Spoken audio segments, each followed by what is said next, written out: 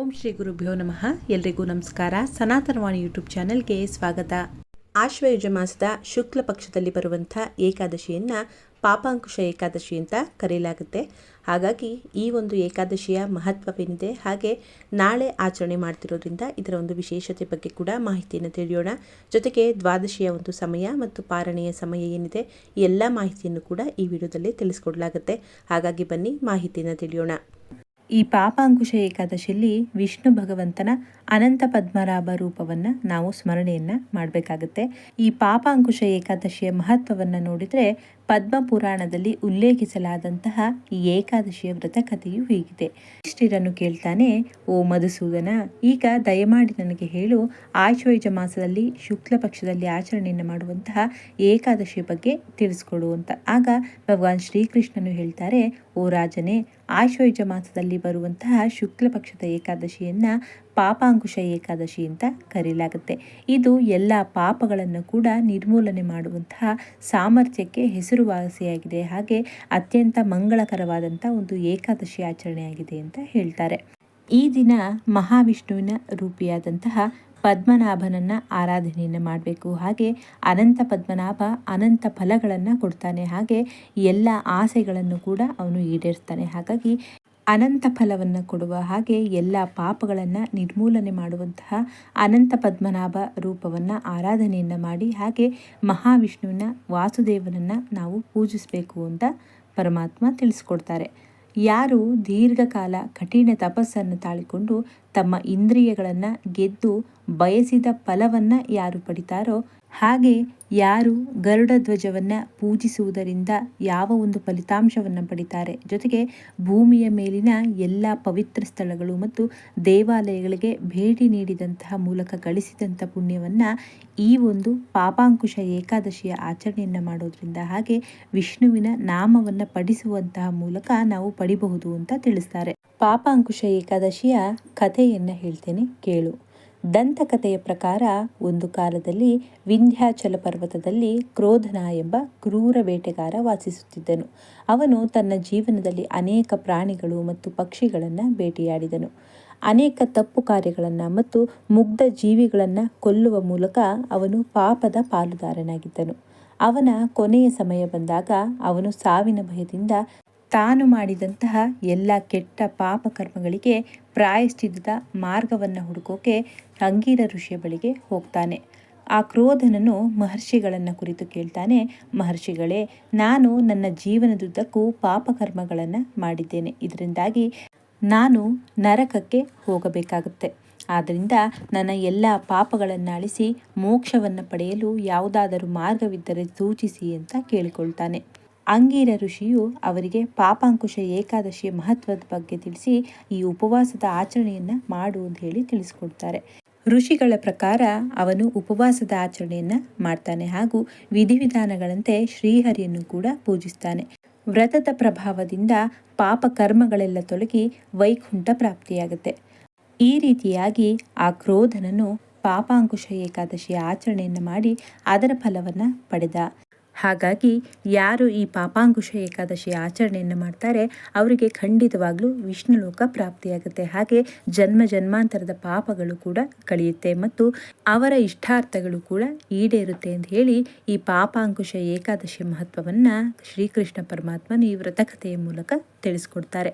ಇನ್ನು ಏಕಾದಶಿಯ ಆಚರಣೆ ಹೇಗೆ ಅಂತ ನೋಡಿದ್ರೆ, ನಾವು ಇವತ್ತು ಅಕ್ಟೋಬರ್ 2ನೇ ತಾರೀಕು ದಶಮಿ ಆಚರಣೆಯನ್ನು ಮಾಡ್ತಿದ್ದೀವಿ. ಇನ್ನು ನಾಳೆ ದಿನ ಅಕ್ಟೋಬರ್ 3ನೇ ತಾರೀಕು ಪಾಪಾಂಕುಶ ಏಕಾದಶಿಯ ಉಪವಾಸದ ಆಚರಣೆಯನ್ನು ಮಾಡ್ತೀವಿ. ಹಾಗೆ ನಾಳಿದ್ದು ಅಂದರೆ ಅಕ್ಟೋಬರ್ 4ನೇ ತಾರೀಕು ನಾವು ದ್ವಾದಶಿಯ ಒಂದು ಆಚರಣೆಯನ್ನು ಮಾಡಿ ಉಪವಾಸವನ್ನು ಕೂಡ ಅಂತ್ಯವನ್ನು ಮಾಡ್ತೀವಿ. ಹಾಗಾಗಿ ಇವತ್ತು ದಶಮಿ ಆಚರಣೆ ಏನಿದೆ, ನೀವು ಇವತ್ತು ಅಂದರೆ ಸಂಜೆಯಿಂದನೇ ಒಂದು ಏಕಾದಶಿ ತಿಥಿ ಪ್ರಾರಂಭ ಆಗಿರುತ್ತೆ. ಆದರೆ ನಾವು ಏಕಾದಶಿ ಆಚರಣೆಯನ್ನು ಮಾಡಲಿಕ್ಕೆ ಬರಲ್ಲ, ಯಾಕಂದರೆ ನಾಳೆ ಒಂದು ಸೂರ್ಯೋದಯದ ಅನುಗುಣವಾಗಿ ನಾಳೆ ಏಕಾದಶಿ ಆಚರಣೆಯನ್ನು ಮಾಡಬೇಕಾಗುತ್ತೆ. ಇವತ್ತು ದಶಮಿ ಆಚರಣೆಯನ್ನು ಮಾಡ್ಕೊಳ್ಬೇಕಾಗುತ್ತೆ. ಇವತ್ತು ರಾತ್ರಿ ನಿಮಗೆ ಯಥಾಶಕ್ತಿ ಅನುಸಾರ ಒಂದು ತಿಂಡಿಗಳನ್ನು ತೆಗೆದುಕೊಳ್ಬಹುದು. ಇನ್ನು ಮರುದಿನ ಏಕಾದಶಿ ದಿನ ಸಂಪೂರ್ಣವಾಗಿ ಉಪವಾಸ ಸಾಧ್ಯ ಆಗುತ್ತೆ ಅನ್ನೋರು ಉಪವಾಸವನ್ನು ಮಾಡ್ಬೋದು. ಸಾಧ್ಯ ಆಗಲಿಲ್ಲ ಅಂದರೆ ಹಣ್ಣು ಹಂಪಲನ್ನು ತೆಗೆದುಕೊಳ್ಬಹುದು. ಹಾಗೆ ಮೊದಲು ಸಂಕಲ್ಪವನ್ನು ಮಾಡ್ಕೊಳ್ಬೇಕಾದ್ರೆ ನೀವು ಪ್ರಾರ್ಥನೆಯನ್ನು ಮಾಡ್ಕೊಳ್ಬೇಕು. ಅಂದರೆ ಯಾವ ರೀತಿ ನೀವು ಉಪವಾಸದ ಆಚರಣೆಯನ್ನು ಮಾಡ್ತಿದ್ದೀರಾ ಆ ರೀತಿಯಲ್ಲಿ ಕೇಳ್ಕೊಳ್ಬೇಕು. ಯಾಕಂದರೆ ಉಪವಾಸ ಅಂತ ಹೇಳಿ ನಾವು ಹೊಟ್ಟೆ ತುಂಬ ತೆಗೆದುಕೊಂಡ್ರೆ ಅದು ಉಪವಾಸ ಸಾಧ್ಯ ಆಗಲ್ಲಲ್ವ. ಹಾಗಾಗಿ ಇವತ್ತು ಏಕಾದಶಿ ಪ್ರಯುಕ್ತವಾಗಿ ಹಾಲು ಹಣ್ಣನ್ನು ತೆಗೆದುಕೊಳ್ತೀನಿ ಅಥವಾ ನನಗೆ ಯಥಾಶಕ್ತಿ ಹೇಗಾಗುತ್ತೆ ಆ ರೀತಿಯಲ್ಲಿ ಒಂದು ಉಪವಾಸವನ್ನು ಮಾಡ್ತೀನಿ ಅಂತ ಹೇಳಿ ನೀವು ದೇವರ ಹತ್ರ ಸಂಕಲ್ಪವನ್ನು ಮಾಡಿಕೊಳ್ಬೇಕು.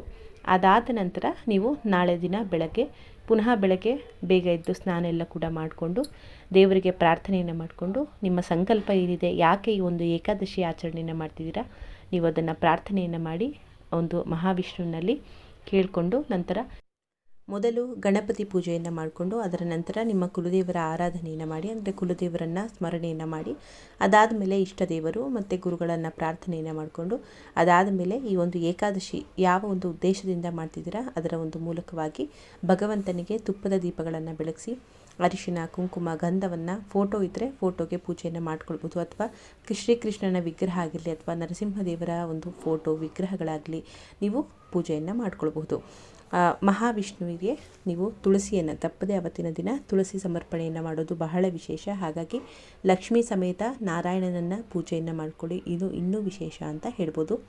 ಇನ್ನು ಊಟದ ವಿಚಾರ ಅಂತ ಬರೋದಾದರೆ ನಿಮಗೆಲ್ಲರಿಗೂ ಕೂಡ ಗೊತ್ತು, ಏಕಾದಶಿಯಲ್ಲಿ ಉಪವಾಸದ ಆಚರಣೆಯನ್ನು ಮಾಡಬೇಕು. ಮರುದಿನ ಅಂದರೆ ದ್ವಾದಶಿಗೆ ಬೆಳಗ್ಗೆನೇ ಎದ್ದು ಪಾರಣೆಯನ್ನು ಕೂಡ ಮಾಡಿಕೊಳ್ಬೇಕು.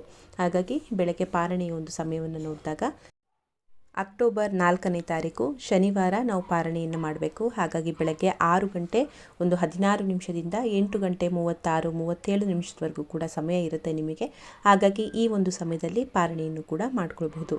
ಇನ್ನು ಈ ಒಂದು ಏಕಾದಶಿಯಲ್ಲಿ ವಿಶೇಷವಾಗಿ ನಾವೆಲ್ಲರೂ ಕೂಡ ನೋಡೋ ಹಾಗೆ ವಿಷ್ಣು ಸಹಸ್ರನಾಮ ಆಗಿರಲಿ ಅಥವಾ ಒಂದು ವಿಷ್ಣು ಸಹಸ್ರನಾಮವನ್ನು ಹೇಳಿದಷ್ಟೇ ಫಲವನ್ನು ಕೊಡುವಂಥ ಶ್ರೀರಾಮ ರಾಮ ರಾಮೇತಿ ರಮೇ ರಾಮೇ ಮನೋರಮೆ ಸಹಸ್ರನಾಮ ತತ್ತುಲ್ಯಂ ರಾಮನಾಮ ವರಾನನೆ ಈ ಒಂದು ಮಂತ್ರವನ್ನು ಕೂಡ ಹೇಳ್ಬೋದು. ಅಥವಾ ಓಂ ನಮೋ ಭಗವತೆ ವಾಸುದೇವಾಯ ಅಥವಾ ಓಂ ಶ್ರೀ ಅನಂತ ಪದ್ಮನಾಭಾಯ ನಮಃ. ಯಾಕಂದರೆ ಈ ಬಾರಿ ನಾವು ಅನಂತ ರೂಪನನ್ನು ಅಂದರೆ ಅನಂತ ಪದ್ಮನಾಭನ ರೂಪವನ್ನು ನಾವು ಪೂಜೆಯನ್ನು ಮಾಡೋದ್ರಿಂದ ಈ ಒಂದು ಮಂತ್ರಗಳನ್ನು ಕೂಡ ಸರಳವಾಗಿ ಹೇಳ್ಕೊಳ್ಬೋದು. ಇನ್ನು ಯಾರು ವಿಷ್ಣು ಸಹಸ್ರನಾಮವನ್ನು ಹೇಳ್ತೀವಿ ಅನ್ನೋರಿದ್ರೆ ವಿಷ್ಣು ಸಹಸ್ರನಾಮ ಪಾರಾಯಣವನ್ನು ಕೂಡ ಮಾಡಿಕೊಳ್ಬಹುದು. ಹಾಗಾಗಿ ಈ ಬಾರಿ ಒಂದು ಪಾಪಾಂಕುಶ ಏಕಾದಶಿ ಆಚರಣೆಯನ್ನು ಮಾಡಿ, ಇನ್ನು ದ್ವಾದಶಿ ದಿನ ನಿಮ್ಮ ಯಥಾಶಕ್ತಿ ಅನುಸಾರವಾಗಿ ದಾನಗಳನ್ನು ಮಾಡಿ. ಯಾಕಂದರೆ ದಾನಕ್ಕೆ ಬಹಳನೇ ಶ್ರೇಷ್ಠ ಮಹತ್ವ ಇದೆ. ಹಾಗಾಗಿ ನಿಮ್ಮ ಕೈಲಿ ಯಾವ ರೀತಿ ದಾನವನ್ನು ಕೊಡಲಿಕ್ಕಾಗತ್ತೆ, ಒಬ್ಬರಿಗೆ ಒಂದು ದಿನದ ಊಟದ ವ್ಯವಸ್ಥೆ ಆದರೂ ಕೂಡ ಮಾಡಬಹುದು, ಅಥವಾ ನಿಮ್ಮ ಯಥಾಶಕ್ತಿ ಯಾವ ರೀತಿ ದಾನವನ್ನು ಕೊಡಬೇಕು ಅಂತ ಅನಿಸುತ್ತೆ ಆ ರೀತಿಯಲ್ಲಿ ದಾನವನ್ನು ಮಾಡಿ. ಮುಖ್ಯವಾಗಿ ಈ ಒಂದು ಪಾಪಾಂಕುಶ ಏಕಾದಶಿಯಲ್ಲಿ ನೀವು ಹಾಲು ಮತ್ತು ಮೊಸರನ್ನು ದಾನವಾಗಿ ಕೊಡಬಹುದು. ಇನ್ನು ಏಕಾದಶಿಗಳಲ್ಲಿ ಏನೇ ಒಂದು ನೀವು ದಾನ ಕೊಟ್ಟರು ಕೂಡ ಅದರ ಮೇಲೆ ತುಳಸಿ ದಳವನ್ನು ಇಟ್ಟು ದಾನವನ್ನು ಕೊಡಬೇಕಾಗತ್ತೆ. ಇದೊಂದೇ ದಾನ ಅಂತಲ್ಲ, ಯಾವುದೇ ದಾನವನ್ನು ಕೊಟ್ಟರು ನೀವು ಒಂದು ತುಳಸಿ ದಳವನ್ನು ಇಟ್ಟು ದಾನ ಕೊಟ್ಟರೆ ಆಗ ಆ ದಾನದ ಫಲ ನಿಮಗೆ ಸಿಗುತ್ತೆ. ಹಾಗಿದ್ರೆ ಪಾಪಾಂಕುಶ ಏಕಾದಶಿಯ ಆಚರಣೆ ಮತ್ತು ಮಹತ್ವವೇನು, ಹಾಗೆ ಯಾವ ಒಂದು ಸಮಯದಲ್ಲಿ ಆಚರಣೆಯನ್ನು ಮಾಡ್ಕೊಳ್ಬೇಕು ಅಂತ ಮಾಹಿತಿಯನ್ನು ತಿಳಿಸ್ಕೊಟ್ಟಿದ್ದೀನಿ. ಇನ್ನೂ ನಿಮಗೇನಾದರೂ ಡೌಟ್ಸ್ಗಳಿದ್ರೆ ದಯವಿಟ್ಟು ಕಮೆಂಟ್ ಮಾಡ್ಬೋದು. ಮತ್ತೆ ಮುಂದಿನ ವಿಡಿಯೋದಲ್ಲಿ ಸಿಗ್ತೀನಿ. ಧನ್ಯವಾದಗಳು.